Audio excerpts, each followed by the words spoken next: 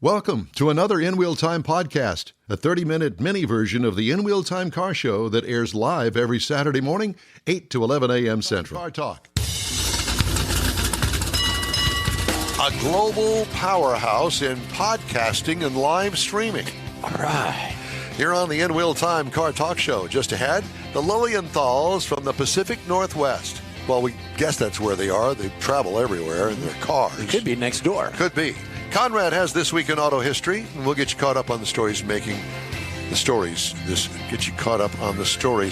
news this week. Did he proofread this? Did I don't think I wrote it, but I didn't proofread it. Because if I'd have proofread it, I would have been different. You would have put the stutter in it. Howdy along with Mike out of this world, Mars. Santa Claus DeLong. We need more, Jeff Zekin. I'm Don Armstrong. Glad you could join us on this Saturday, last half hour of our weekly live program. So glad so much that you could join us today. Let's get right to it. Pacific Northwest. Let's see. It's 2 hours, 10, 9. It's 8:30 in the morning, and look who's out of bed. Ladies and gentlemen, it's Andy and Mercedes Lilienthal. Hi, kids. Hey, how you doing? Hey, how are you? Well, good, and Happy New Year to you both. Yeah, Happy New Year to you. You guys too. Well, thank you. We appreciate you. We always love talking to you guys and find out what adventures are going on in the Lilienthal household. And I understand that we have an Alcan 5000 rally coming up. That's right. We do. We leave February 19th for the Kirkland, Washington area, and then we'll leave the starting line February 21st. So tell everybody what the Alcan 5000 rally is. So the Alcan 5000 rally is technically a road rally. So it encompasses sections of time, speed, distance rally, competitive time, speed, distance rally, and then massively long transits to the next stop. So in a traditional TSD or time, speed, distance rally, you follow directions. It's all about being accurate, going through checkpoints at the right time, not as fast as you can, but at the right time. And like our local TSD club, the Cascade Sports Car Club, they will do a TSD on, say, a Saturday morning. Generally lasts like 3 hours, 4 hours. You may have a section where you'll do the section, and then there might be a 10-mile transit to the beginning of the next section. Alcan is like that on steroids. So big time steroids. You'll have your morning TSD, which might go for about 45 minutes to an hour, and then you might have an 800-mile transit to the next town. Oh my God! Wait a minute, 800 That's miles? A 2-day trip. Yeah. So it's 5,000 miles plus in 10 days, and it's in sub-freezing temperatures. When we did this in 2020, they run it like the Olympics, so it's cold weather 1 year, winter rally, summer rally 2 years later. 2 years after that, it's going to be a winter rally. So the first time we did a winter rally in 2020, we hit temperatures as cold as minus 42 degrees. Oh, count us in. We're in on that. 43. 43. Yeah, but anyway. Yeah, because that 1 degree makes such a big difference. Yeah. Well, it's a dry cold. When it's that cold, weird stuff freezes, and it's not just always car parts. Yeah. Let's just put it Grease that way. does weird things. Your eyes do weird things. Your camera gear does weird things. It's a totally different world up there when you get that far north. This year we're not going as far north. The route changes each year. We still will be going above the Arctic Circle, though. So people can visit alcan5000.com and actually see the map of where we're going this year because the route always changes, like Andy said. But yeah, we're stoked to do it again in the winter, and it is the most extreme rally in North America. At 43 below zero, I would imagine that you would have engine block heaters? So it kind of depends. In 2020, we took our own vehicle, one of our Japanese market diesel Mitsubishi Pajeros. In that vehicle, we had an oil pan heater. We also had a Webasto Thermotop Evo coolant heater, which circulated coolant when the car wasn't running. And without that old diesel wouldn't have started. Modern vehicles, gasoline-powered vehicles, they can, they undergo millions of miles of cold weather testing before they even see the light of day. And they have to be sold in places like Alaska, Canada, and other northern regions. So most modern ignition systems can still cope pretty well. But and tell the audience who we're actually partnering with this year. Yeah, so in 2024, we're partnering with Ineos Automotive, and we'll be driving their Ineos Grenadier from here in our house all the way up to Seattle, then through the entire route. Is it an SUV? Yes, the Ineos Grenadier is an SUV. It comes from a company called Ineos. They're kind of best known for making a host of different chemicals and whatnot. It's the overarching company is called Ineos Group, and it's based in the UK. And I believe that there's 26 different businesses that are all underneath the Ineos Group label. Yeah. But Ineos Automotive is one of those that spawned off of it. So under Ineos Automotive is the brand new auto manufacturer, and the Ineos Grenadier is their very first vehicle iteration. And then underneath that are 3 different models, with the Trial Master being the most rugged and the most off-road capable, and that's the model iteration that we will be driving. And I understand that they're just now getting on for sale up in Canada, a couple of dealerships up there. Yes. So they are literally, as of the last few weeks, landing on U.S. and Canadian soils. So because we live in Portland, Oregon, up here in the Pacific Northwest, we have a local dealership, Ron Tonk and Gran Turismo in Wilsonville by us, which is about 15, 20 minutes away from where we live. I just talked to them yesterday, and they have a few left on the lot. So they had about 20 some on the lot. There's one in Seattle. There's about, I think, 18 total in the U.S. And I just got 18 dealers. 18, total dealers to start with in the U.S. Yes, thanks for the clarification.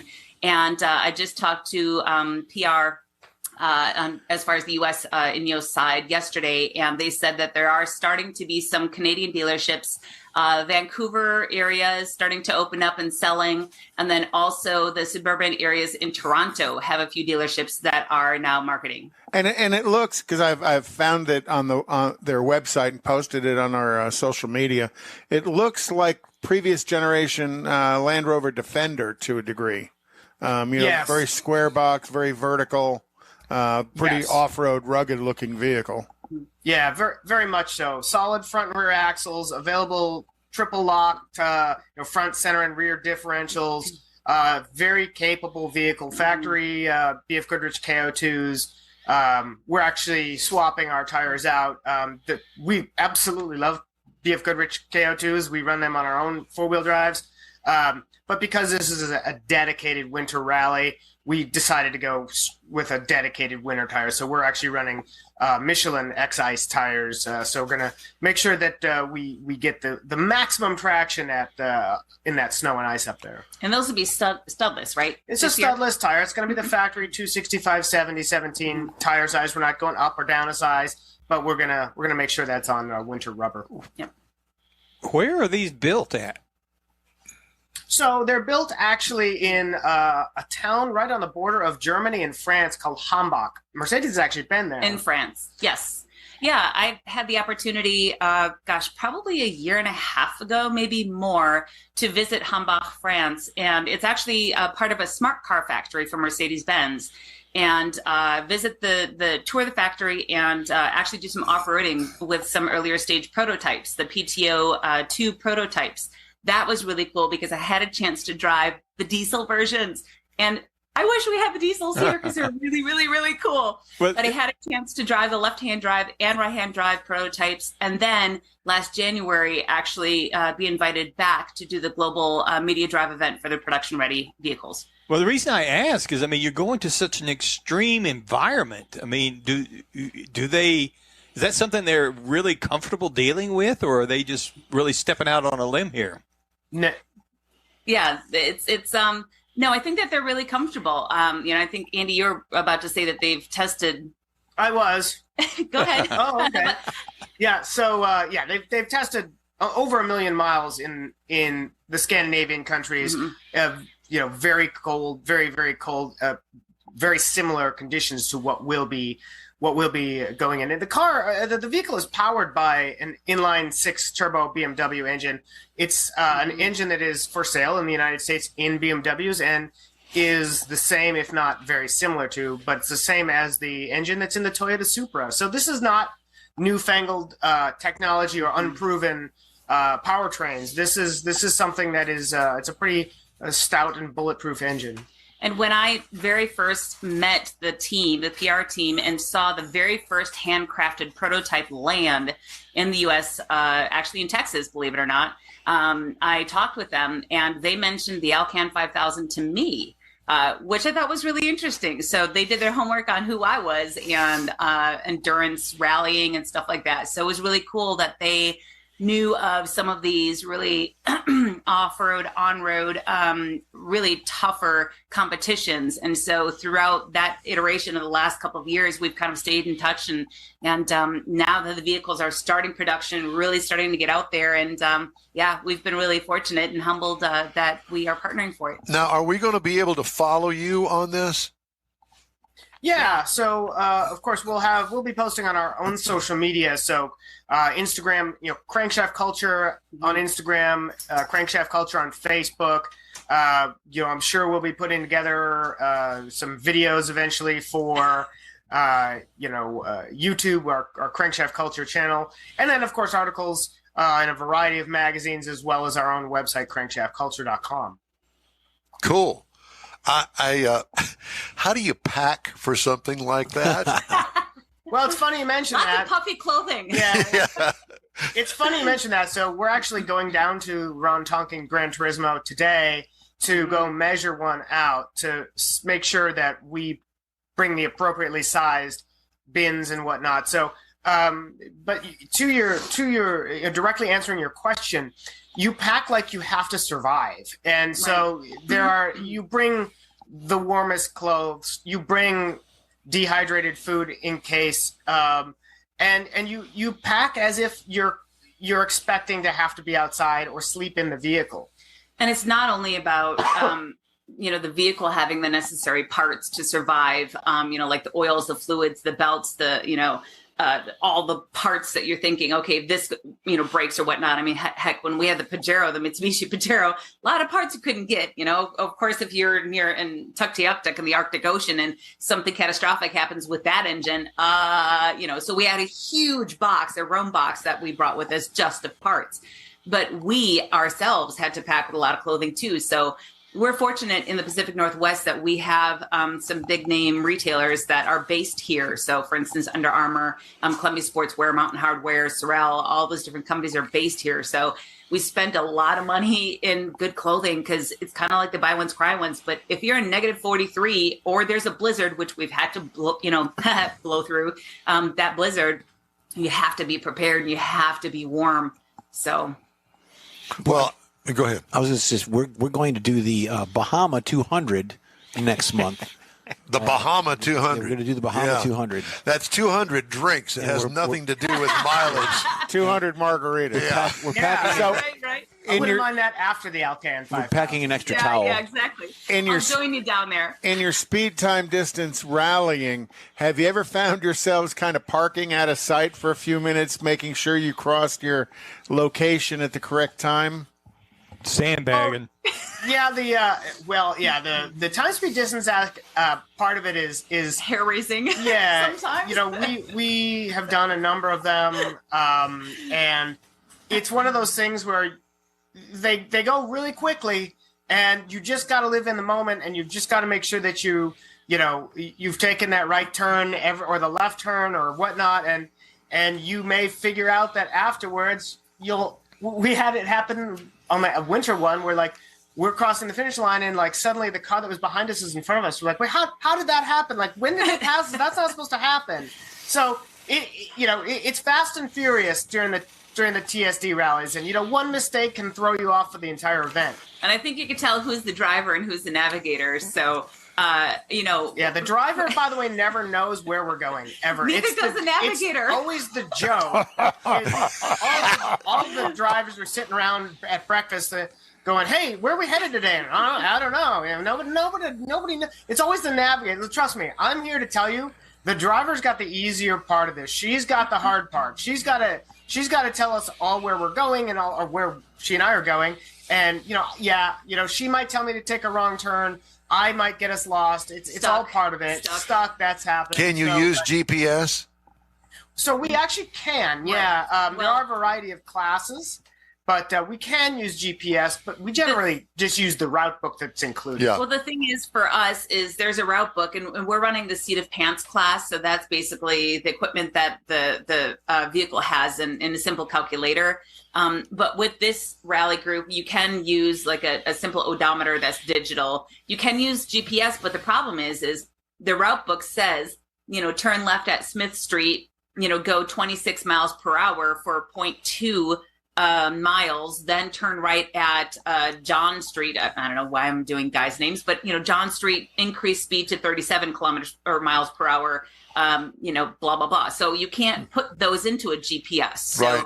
It's my job to understand all of that. And it's literally just listed line by line by line by line with incremental, mileages, times, all that, I have to figure out the incremental times, but it's mileages, and all of that. And it's about a half an inch thick of 5,000 miles. Plus, it's a running odometer. The entire rally is a running odometer. So from mile 0 to mile 5,000, even if you're not competing, when you're doing these hundreds of miles of transit, it'll still say that, at some point, you're going to have to turn off the highway and take this other highway at mile 3,642. 0.25. Yeah. And so, it's we want to keep on that route book. So we don't generally use the GPS. We have used it if we've gotten turned around a little bit, just like where we got off the highway or what. So the biggest thing is they're not trying to get you lost. It's not a trap rally because they don't want you to die. Right.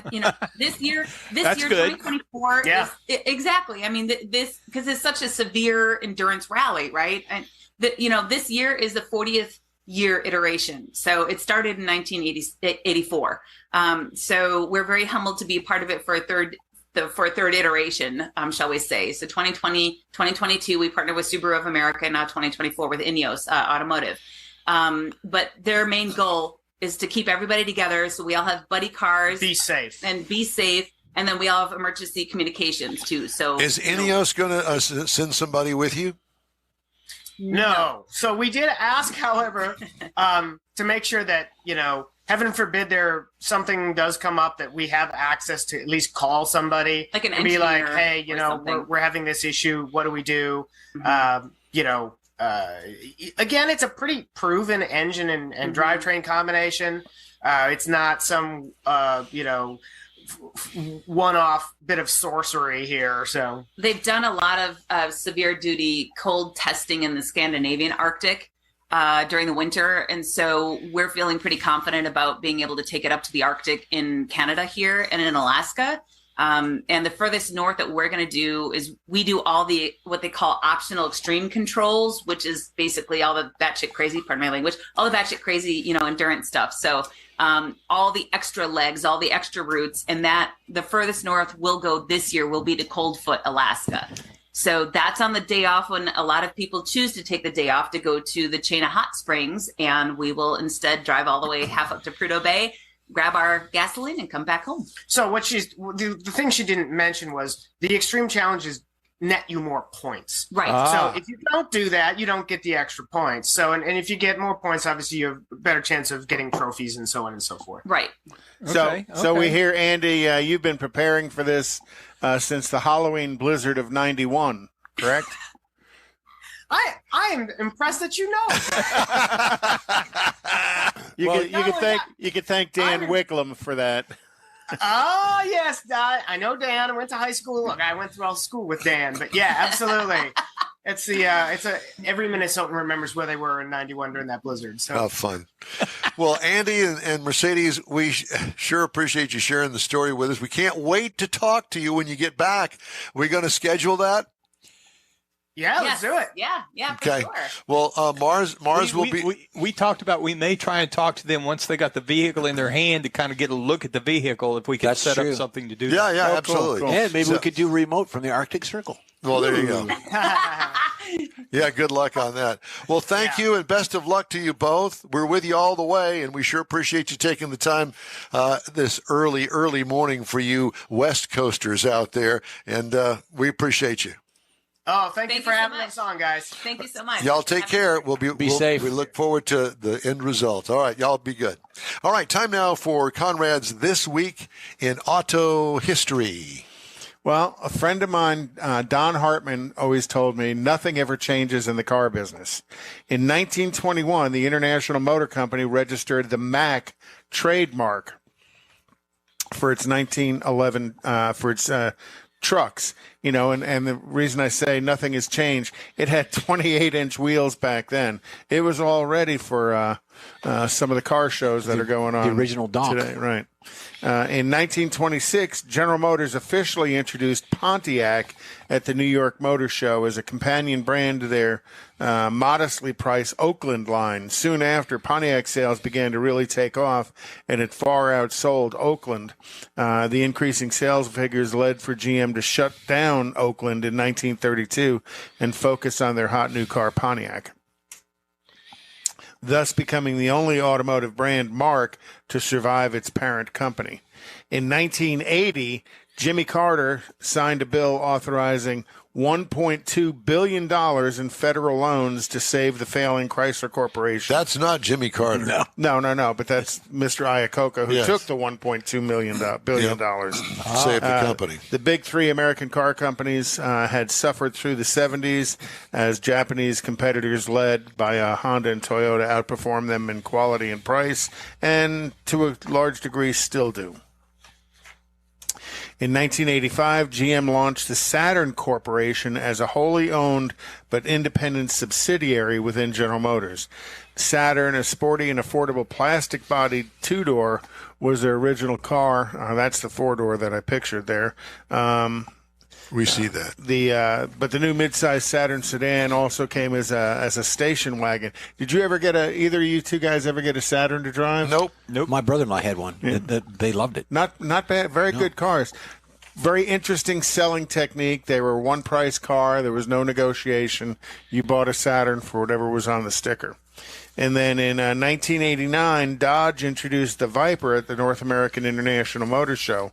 The Viper was a modernized tribute to the classic Shelby Cobra, which won rave reviews by the company. And Dodge delivered a production version in 1992, just 3 years later. Really made history with that car.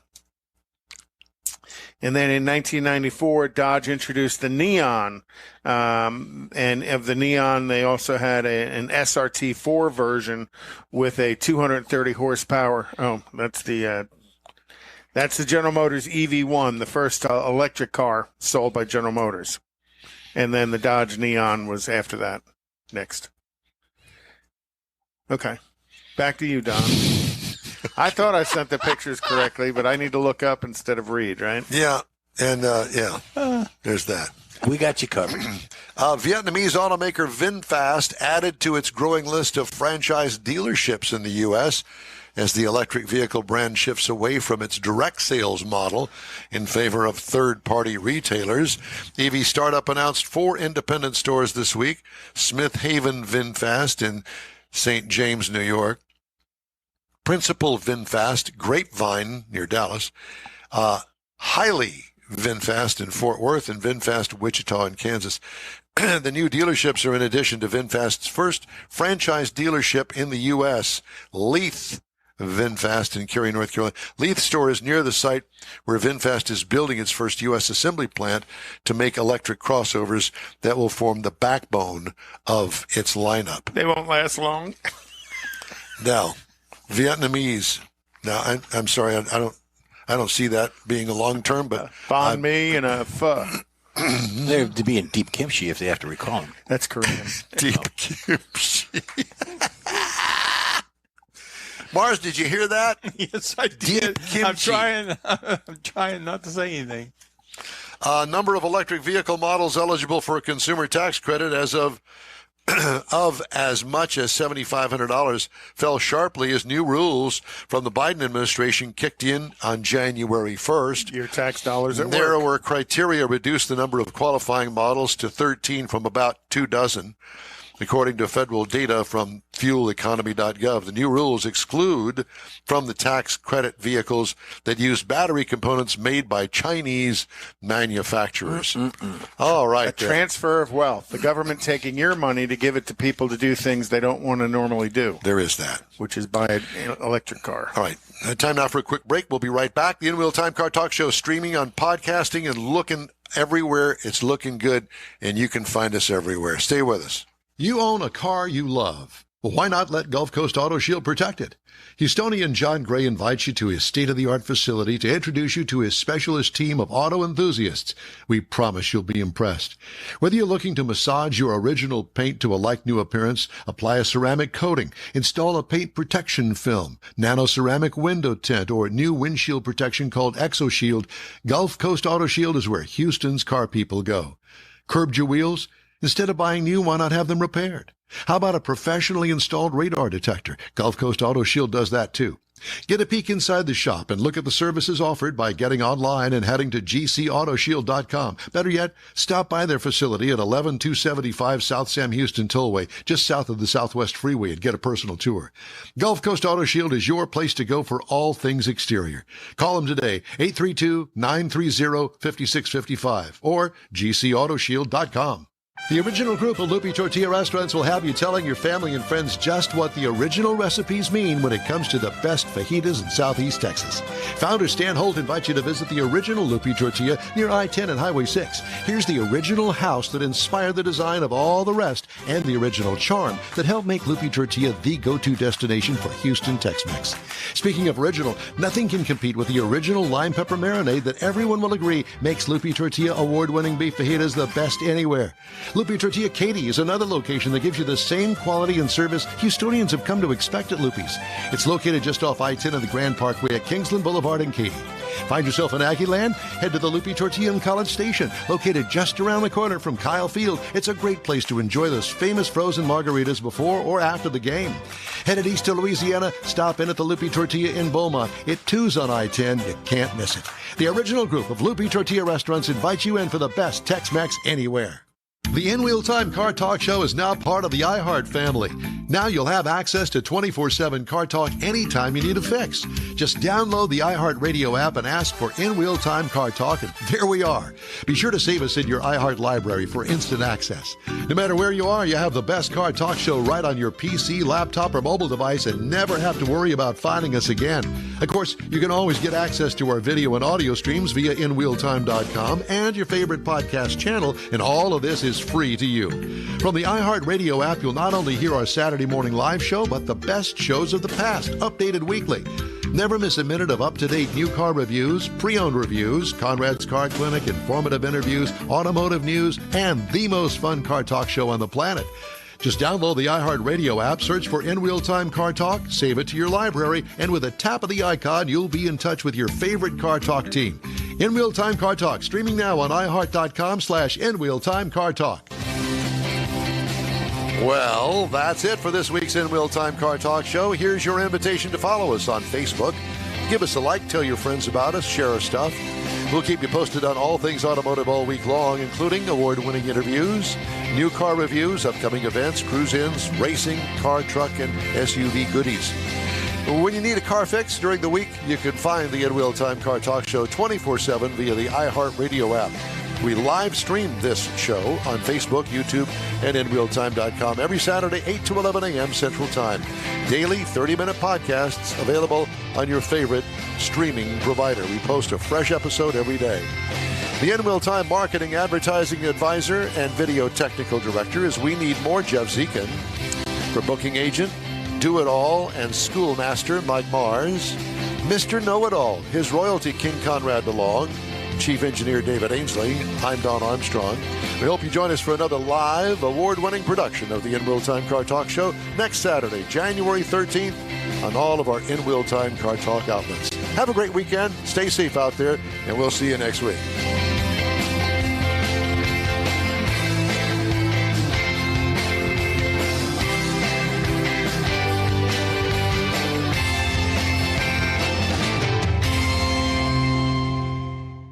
That's it for this podcast episode of the In Wheel Time Car Show. I'm Don Armstrong, inviting you to join us for our live show every Saturday morning, 8 to 11 a.m. Central on Facebook, YouTube, Twitch, and our InWheelTime.com website.